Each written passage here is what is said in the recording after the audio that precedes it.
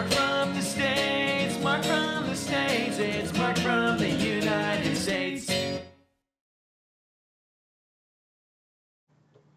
Good morning, good afternoon, good evening, Mark from the States. How are we doing today? I'm doing fantastic. I hope you are as well. Thank you so much for coming. I appreciate each and every one of you. I've got a big fake couch here. I'd love for you to come visit and hang out with me as we watch today requested video inside the RAF Museum, London. I don't know if I've heard of this place, of course, but I don't think I've seen too much about it. So I'm excited to see. This is probably going to be a place that I'm going to want to visit when I come out. So I'm excited. Like I mentioned, this has been requested. But before we begin, here we go. This video is by Robslondon. I love the channel. So I encourage you, I ask you to go and support the original content creator. If you have one like, one subscription to give today, please go to his channel and give it and support him. There'll be two links right below. One to this video, which I encourage you to go watch first. Then you can come back and add context and point out things that I'm inevitably going to miss. And also a link to his channel. So I encourage you to get over to his channel. This is if you don't already, but there might be some new channel family members out there who don't know about Robslondon, and I encourage you to get over there and find out. It is a very, very good channel, and I am truly blessed that Rob has given us his blessing to be able to learn and see new things. So with that said, get comfortable and let's go.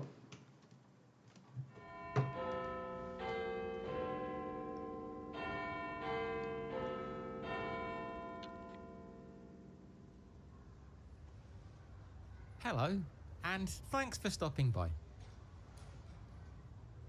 Tucked away in Hendon, northwest London, the Royal Air Force Museum has been showcasing the incredible history of military aviation since 1972. And, in my opinion, it's one of London's most fascinating and often overlooked collections. Huh. The museum spans an expansive site. So, I'll go back. So, they have American aircraft and vehicles, apparently, as well. It's not just the Royal Air Force. So, that's good to know. I think that's definitely going to be a place I'd like to go for sure. And it looks large as well, so I'm excited. And it's a good thing he's putting all what they are, because I would have, there's some obvious ones, but a lot of these I'm not going to remember or know the names. The museum spans an expansive site, with everything from full-sized aircraft to the smallest of personal artifacts on show, all housed within 6 large buildings, which, rather appropriately, are called hangars. 6. Best of all, entry is completely free. In this video, I'd like to take you through some of the most intriguing items in the museum, including relics connected to the legendary Red Baron, a bizarre spiky explosive, secret maps and radios, the mighty Vulcan bomber, oh wow, and much more. Cool. So, let's dive in. Perhaps the best place to start is by looking at the actual site of the museum, which in itself is of historical interest. You see, Hendon has a strong connection with the early days of aviation. In 1909, just 6 years after the Wright brothers made the first powered flight in the Kitty Hawk in North Carolina, a company named Everett and Edgecombe established an aircraft factory on Collindale Avenue, just to the west of this location. Consequently, an airfield quickly developed here, And in 1910, a flying school was established in Hendon by the French engineer, inventor, and aviator Louis Blériot, the man who, in July 1909, had made the first flight across the English Channel. You can see a fragment from one of the propellers used in Louis' pioneering feat in the museum.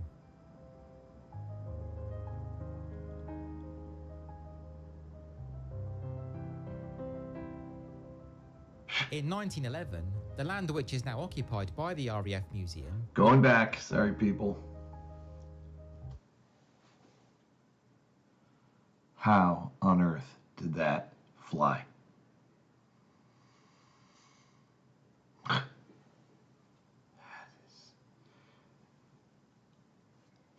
And just,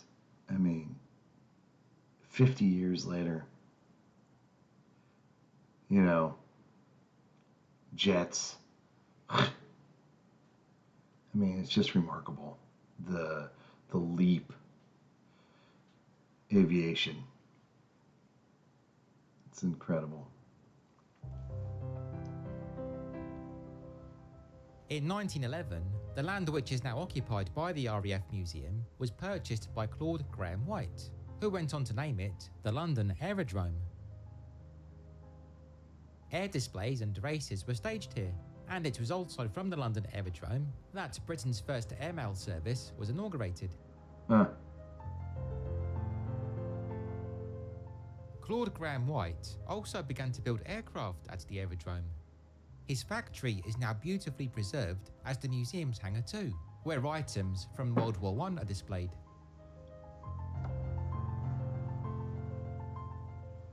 You can even have a look around Claude's office, which is furnished with replicas of fancy early 20th century furniture.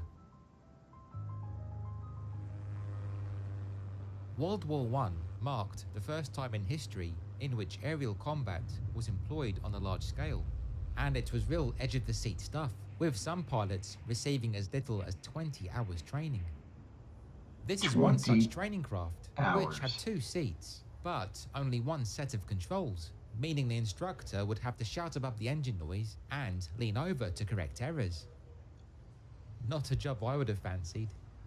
Oh my gosh, look at that thing. I just noticed, sorry, going back again. And I just noticed that there wasn't any fuselage. Oh my God. Yeah. No, thank you. No way I'm getting on that thing. Look at that. I'm really surprised by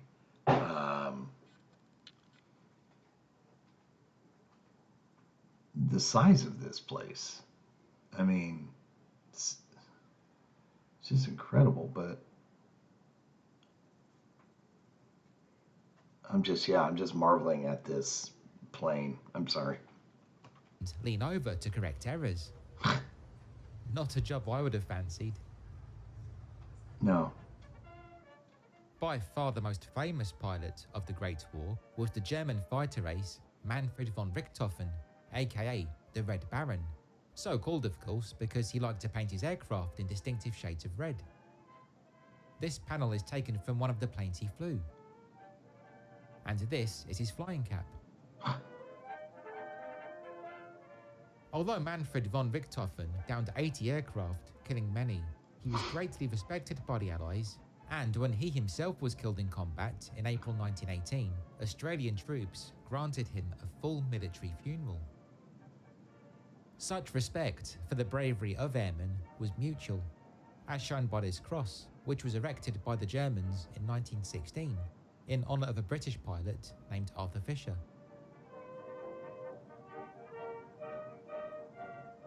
Another item related to the Red Baron is this tiny blue glass dog, which Manfred von Richthofen kept as a lucky mascot, for it reminded him of his pet dog, Maritz, a Great Dane, which he once declared to be the most beautiful being in all creation. Such mascots were common amongst pilots in both World Wars, as demonstrated by these soft toys displayed in the museum. Love it. It was also common for aircrew to keep dogs as pets, This Royal Flying Corps, as the Air Force was then known, jacket, was lovingly handmade for one such canine mascot in 1916. Another popular booster for morale, which continues to this day, is the use of nose art, which pilots paint on the side of their craft, and quite a few examples of which can be seen across the museum. These two, a rather sinister looking demon and the slightly more jovial thumbs up, dates from the First World War. These distinctive shark teeth, meanwhile, are from World War II. As is this depiction of Donald Duck, emblazoned on the side of a beautiful American P-51 Mustang. Donald Duck was chosen for this design as the Mustang's pilot was named Donald Emerson, a fellow who, tragically, was killed in action on Christmas Day 1944.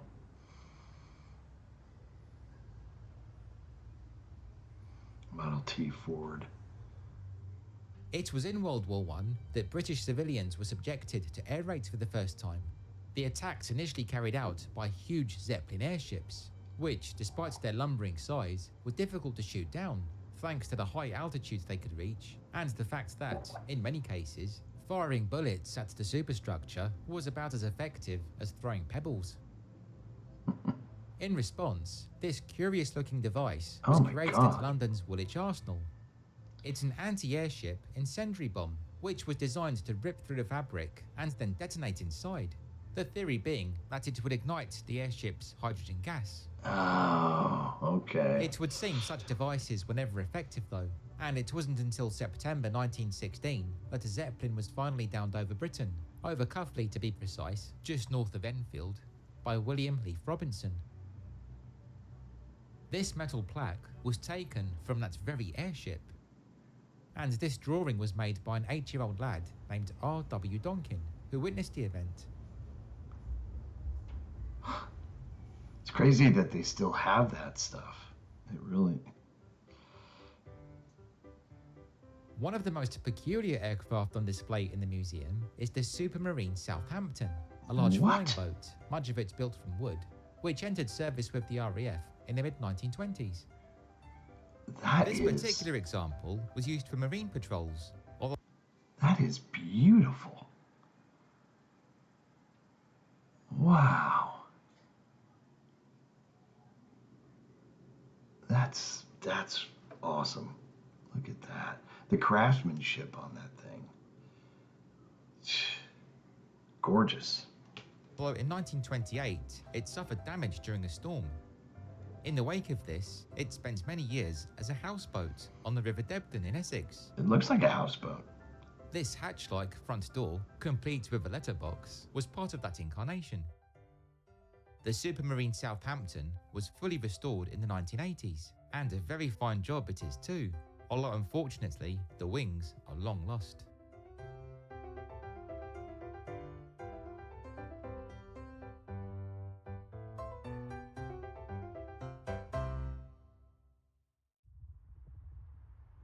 In 1922, Hendon Aerodrome was taken over by the government, and in 1925, ownership passed on to what had now become the Royal Air Force.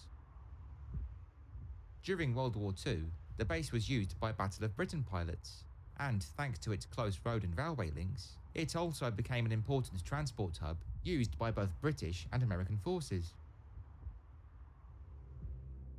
The early days of World War II, which erupted in the late summer of 1939, were marked by the German Blitzkrieg, in which rapid attacks were launched on Poland, France, the Netherlands, and Belgium.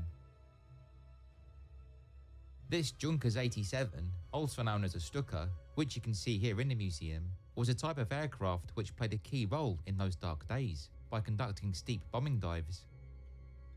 Such Stukas also had sirens fitted to their wings, known as Jericho trumpets, which gave the aircraft a cruel psychological twist by making a terrifying howl as they plunged towards their target.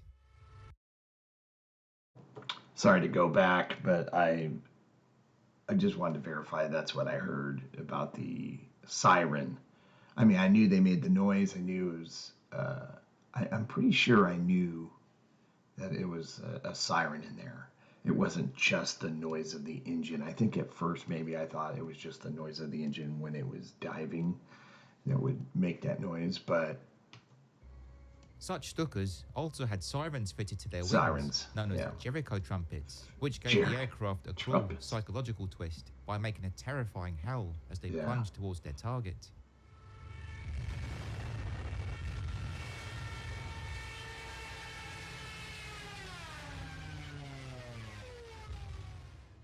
In the Wow. summer of 1940, the Battle of Britain began, with Hitler's main Yeah. aim being to destroy the Royal Air Force and achieve air superiority. The RAF coordinated the Battle of Britain with the aid of the Women's Auxiliary Air Force, who would keep track of aircraft in real time, using a large map board and radio headsets, an example of which, dating from 1940, can be seen here. This clock was also used in an operations room, the coloured triangles around it being used in conjunction with coloured markers plotted on the map. It's impressive that that, you know, here we are in the 40s, and it's the tools that they use, the technology to be able to track aircraft and all that stuff. I think we did a video, and it may not even be up on the channel anymore because this was before I was getting permission and stuff like that. But where was the actual room that they did all this? This is not the same place, right? Where they had the auxiliary was there, and they were tracking aircraft. And I think we did. I don't know if it's the same place, but it was also a museum. But I don't remember them saying it was the RAF museum. Maybe it was. I don't know. That's not. They don't. I mean, they had a layout of the actual room that they, you know, tracked all the aircraft and stuff like that. So I don't know if it's the same place. Someone will have to let me know. With coloured markers plotted on the map. RAF Hendon accommodated fighter pilots during the Battle of Britain, and on the 15th of September 1940, a group was scrambled from here to intercept a formation of enemy bombers who were approaching London. What followed would become one of the war's most audacious tales. One of the men who sprinted to his Hawker Hurricane that day was 26-year-old Raymond Holmes, who heard the order to scramble whilst he was trying to enjoy a bath. Oh. Once airborne, Ray engaged a trio of German Dornier bombers. Eventually, he found himself toe-to-toe with the third enemy aircraft, which, he realised, was heading for Buckingham Palace. Uh-oh. Ray opened fire, but discovered he'd used all of his ammunition. And so, in a last-ditch attempt to prevent the Dornier, he rammed his Hurricane into it. This sent the Dornier plummeting down, but Ray's Hurricane was destroyed too. Incredibly, someone managed to take this photograph Oh of the my incident. gosh. Luckily, Ray managed to bail of the incident. Oh, well, good. Because that was my next question. Did he survive? It didn't. I would have thought he was killed for sure. But incredible. Look at that. Looked like he took off the tail. Some of the way. Wow.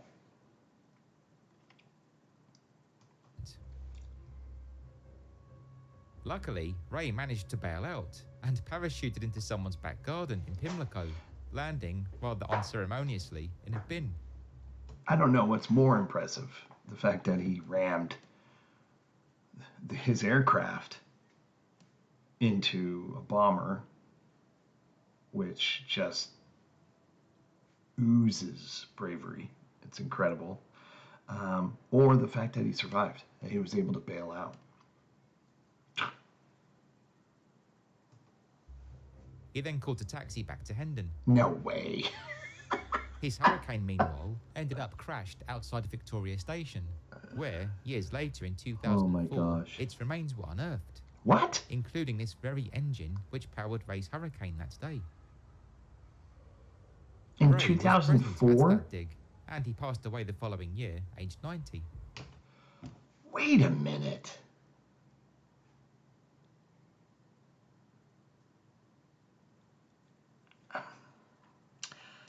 Here's that memory, selective memory. I kind of remember seeing a video about this too. I don't know if we did a video here on the channel, but that sounds familiar. But it's just, mind is, I mean, not till 2004 that they found the engine. That is so wild. That was cool that he was there to see it happen.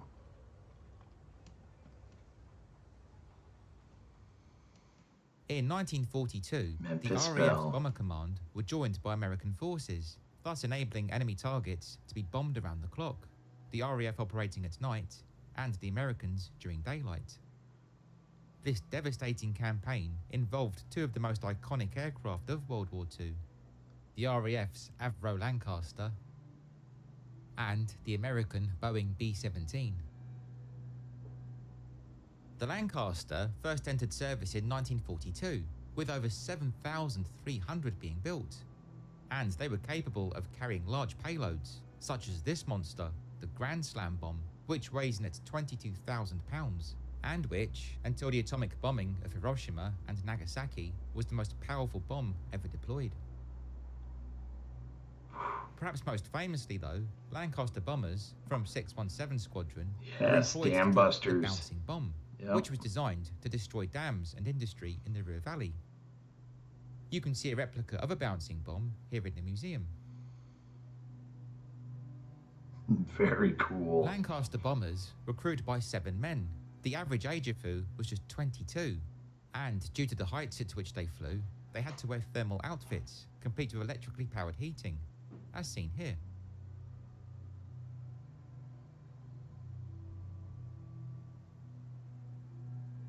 On average, a single Lancaster could expect to complete 21 missions before being lost. So it's rather remarkable then that this example, built in June 1942, flew 137 sorties. Dang. This inscription, mocking the Luftwaffe's Commander-in-Chief, Hermann Göring's boast that no enemy plane will fly over Reich territory, was painted on in 1944. Whoops. This American B-17, meanwhile, dates from July 1945. The B-17s were very tough planes. They had to be, considering the perils their crews faced, and could withstand a lot of damage, often limping back to base with bullet and shrapnel holes torn in the fuselage.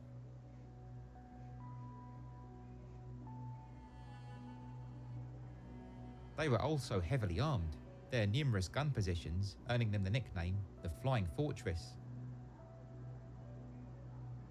One such gun turret was the Bull turret, which rotated beneath the B-17's belly, a dreadfully claustrophobic position in which to be locked, with Yeah, the no gunner having thanks. to lie back with his knees bent up. Looking at it here brings to mind the short and very disturbing poem written by Randall Jarrell, who served in the Air Force, entitled The Death of the Bull Turret Gunner. From my mother's sleep I fell into the state, and I hunched in its belly till my wet fur froze. 6 miles from earth, loosened from its dream of life, I woke to black flak and the nightmare fighters. When I died, they washed me out of the turret with a hose. Oh, God.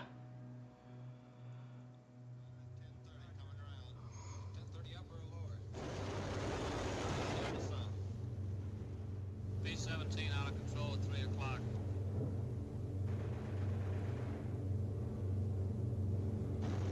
Come on, you guys, get out of that plane. Bail out. There's one. He come out of the bomb bay. Yeah, I see him. There's a tail gunner coming out. Watch out for fighters. Keep your eye on him. I've seen that part before, and that is so just... If you were flying a mission Intense. over enemy territory, the risk of being shot down was of course very high, and if you survived that, you then had the threat of being captured and taken prisoner. The RAF Museum has a fascinating collection of artifacts related to this aspect of the war. This, for instance, is an aircrew escape pack, which includes fabric maps, easy for folding up and hiding away. whilst this pack of cards, dating from 1943, allowed concealed maps to be smuggled into a prisoner of war camp. Oh, cool. POWs were often very inventive. This water canteen hides a radio, which prisoners used to keep track of news on the war. And this, unbelievably, is a wooden camera made by a prisoner as a means of aiding the forging of documents. That's pretty impressive.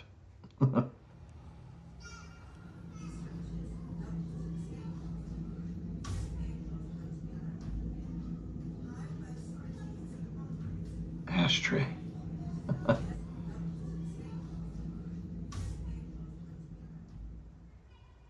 This unusual looking craft is a German Messerschmitt Comet, which was brought into service in 1944. Incredibly, this little craft was rocket powered, the idea being that it could shoot up to intercept Allied bombers in rapid time. And it was indeed very fast, capable of soaring up to over 39,000 feet in less than 3.5 minutes. Dang.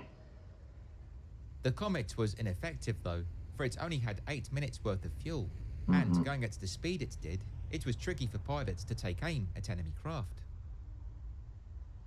One American fighter pilot, who was escorting a formation of B-17s, recalled seeing a Messerschmitt Comet speed past his formation in July 1944. It was like a bat out of hell, he recalled, as he watched the tiny craft rocket over a mile above his own position. As well as being too fast to be effective, and with 163 pilots alone being killed during testing and training, Oh the my Comets gosh. also had a major downside in that they relied on extremely dangerous rocket fuel, which caused a number of explosive incidents Pretty on the volatile. ground in which aircrew were killed or seriously wounded.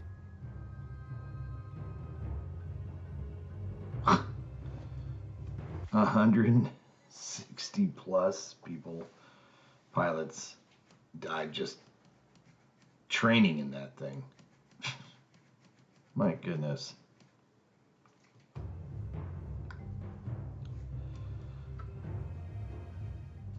Although the Japanese Air Force, known in World War II as the Imperial Japanese Army Air Service, did have effective fighter aircraft, they were forced to take drastic measures as the conflict dragged on, most famously by deploying kamikaze pilots. This small aircraft, which of course was never used, was designed for that purpose, and had it taken off, it would have been packed with explosives, the pilot inside guiding the craft like a missile on a one-way trip to its target.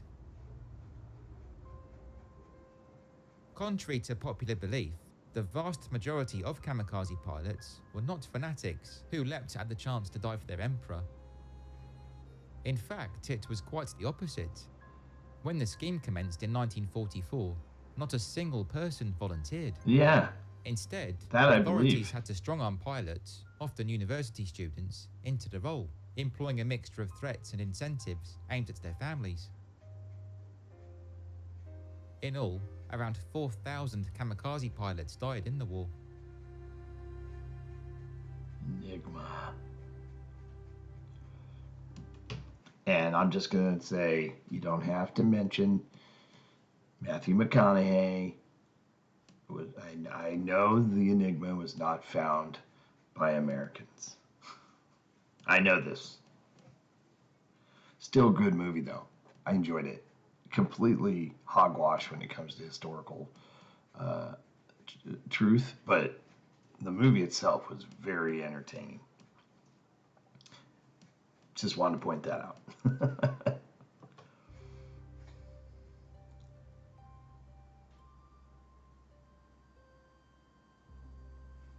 World War II ended on a truly apocalyptic note, with 2 atomic bombs unleashed over Japan. And soon after came the Cold War, with a terrifying new concept of warfare. Britain exploded its first nuclear bomb in 1952, and it was in that same year that the Vulcan bomber, designed to carry such weapons, such as this blue steel missile, came into service. Although commissioned for a horrific purpose, it can't be denied that the Vulcan is a stunningly beautiful aircraft. Yes. And it's incredible to think that it's only slightly younger than the Lancaster. Indeed, both aircraft were designed by the same team. It's The incredible. Vulcan, of which 130 were built, was famous for its signature banshee-like howl when taking off. Quite appropriate considering the deadly payload it was to carry. And in their early days, they were painted bright white so as to reflect any nuclear flash. That's a harrowing thought. Yeah, I've seen people have sent me videos of the Vulcan flying, and that howl is something, man.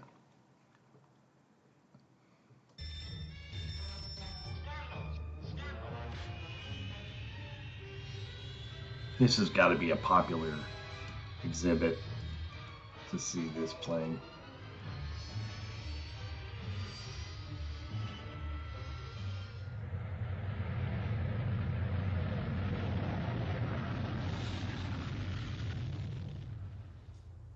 Thing's pretty awesome. Vulcans weren't Britain's only nuclear bombers.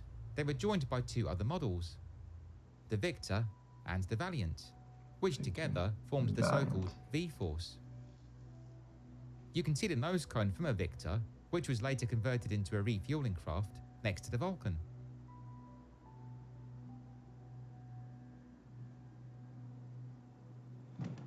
Now, I wonder if they talk about the bombing of the Falklands and that journey that it had taken. I know we've seen a video on that. That's incredible. I'm not sure if it's still on the channel, but that whole mission, it's mind blowing. It's just the coordination, the logistics of it, how far they were, how far they had to go, the refueling. Yeah, it was pretty wild. All right, bomb disposal.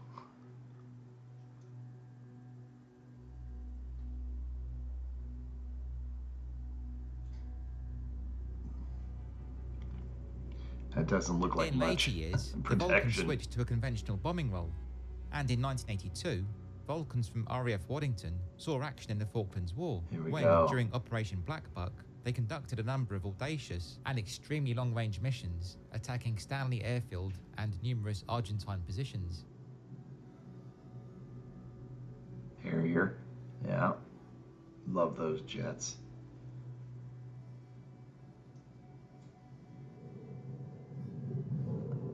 To finish with, the final object I'd like to show you isn't an aircraft, it's something rather more sobering related to the Falklands conflict. This old shipping container, which was placed at RAF Stanley not long after the Falklands War in 1983, where it served as a makeshift chapel, the altar being made from wood cut-offs and spent cartridge shells.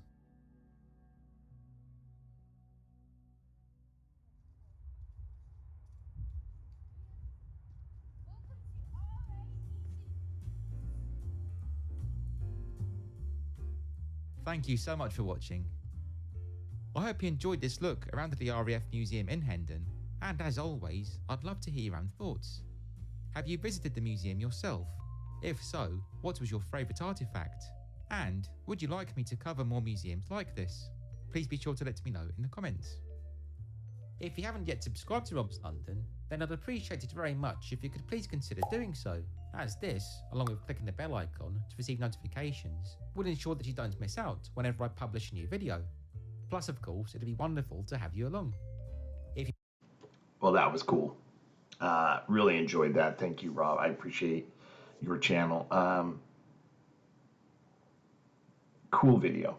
It's definitely a place I want to go see and visit. I just got to get it by, see if we can carve out time. It doesn't seem like it's very far away from London, so yeah, I got to get out there. I want to see the Vulcan. I want to see the Vulcan and the Lancaster, of course. I wonder, do they have the Spitfire or the Hurricane there? I'd love to see those as well. I've seen the B-17s in person. I've even seen a B-25 flying, which of course is the aircraft famous for the Doolittle raid, where it took off an aircraft carrier. But I would love to see the Lancaster up close and the Vulcan. Those two are awesome. Great video. Has anybody been there? I know a lot of you have. I would love to hear your experience, for sure. So please let me know something maybe that wasn't in the video that they have there. That's interesting, and it's such a large facility, it seems like. But yeah, definitely a place I would like to go. Thank you for coming and hanging out. Go support Robslondon. It's important that you do. And I hope to see you soon. Hopefully I'll do a video, sooner rather than later. It's just how things have been working with work and all that stuff and life. But I'm so blessed to be here with all of you. So thank you so much for coming to hang out. Hope everybody's happy, healthy, and safe. And we will see you soon, I hope. Take care, everybody. Bye. Mark from the States, Mark from the States, it's Mark.